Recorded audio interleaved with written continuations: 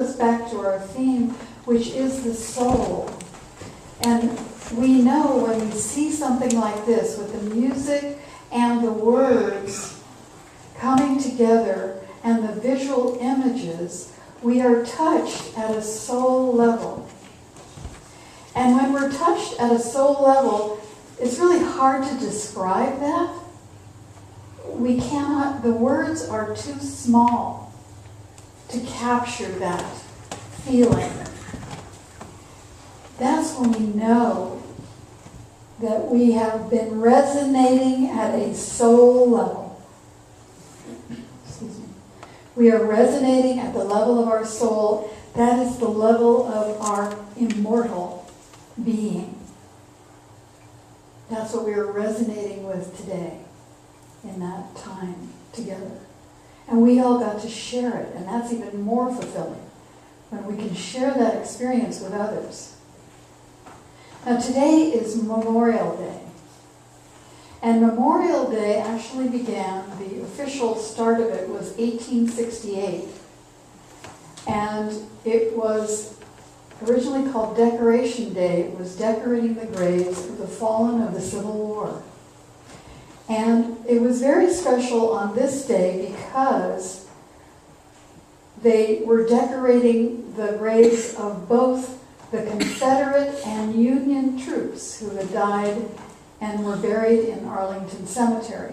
So it was also bringing it together. It was saying, you know, these two people who have been enemies, we now honor them both. We honor them both. They are all Americans.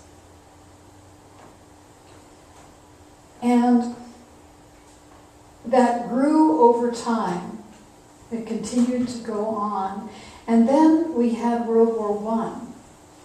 And with World War I, there was a poem that came out of that war that also became sort of a part of Memorial Day. And that poem is In Flanders Field.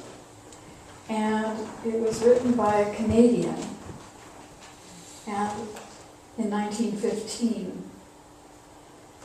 The poem says, "In Flanders fields the poppies blow, between the crosses, row on row, that mark our place, and in the sky, the larks still bravely singing, fly, scarcely heard, amid the guns below. We are the dead.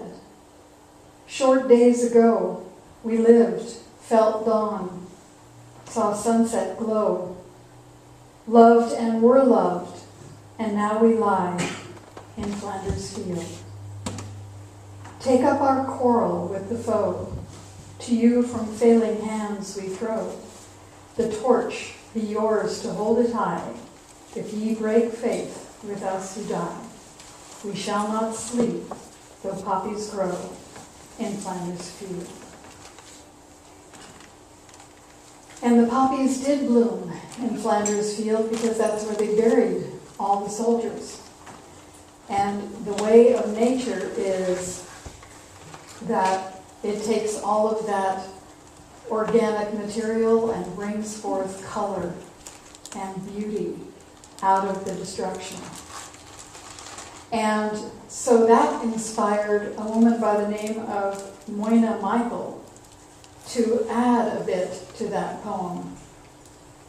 "We cherish too the poppy red that grows on fields where valor led.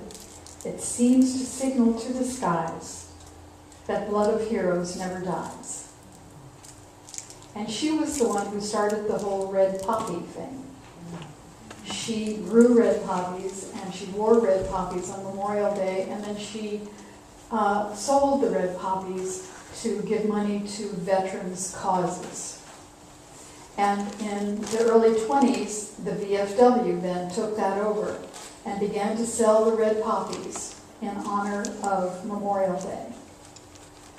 So that it is a way that we remember all of those who have given the ultimate sacrifice. And we can argue with whether or not the war was just or unjust, or whether war itself is is a productive thing to do, but whatever our thoughts were, those young people who stepped into that place, putting themselves in harm's way, did it for something that they called freedom, did it for something that they ultimately called peace.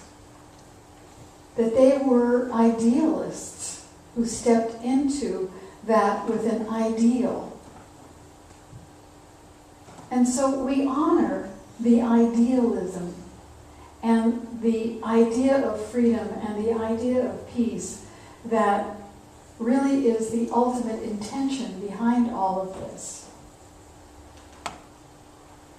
And in so doing, we open as well to a greater experience being manifested that does not call for this destruction, that we could move beyond it. Now,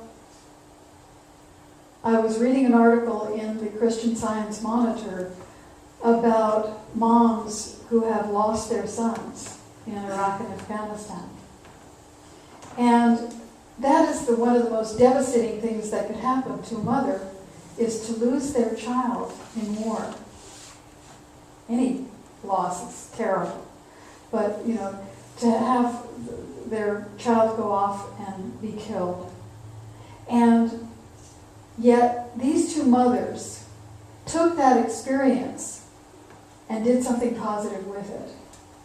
The first mom, whose name is Rita Jerebeck. She and her husband Ken of Wisconsin. She just thought, I can't let his life be just gone. It just can't not mean anything. And so what she did was, he was a track runner in high school, and he had been killed right out of high school. And he joined the Marines right out of high school, went to Iraq, and that same year was killed in an ambush. And so she knew that he had been a track runner. And he had run this 4-mile circuit around their neighborhood. And so she decided to have a run, a challenge run, to run those 4 miles that he had run for his training. And so she set up the PFC Ryan Jerebeck USMC Memorial Challenge. And the first year, 600 people showed up. Last year, 1,200 people showed up. And in addition, 100 other individuals and organizations around the country have also joined in this challenge run. And it doesn't only honor the memory of this young man, but it raises money for 2 causes. One is the Injured Marine Semper Fi Fund, which actually gives money to injured veterans from all the branches. And it also raises money for the Pulaski Community School Education Foundation that makes small grants to local teachers so that they can have special projects, they can buy books, and they can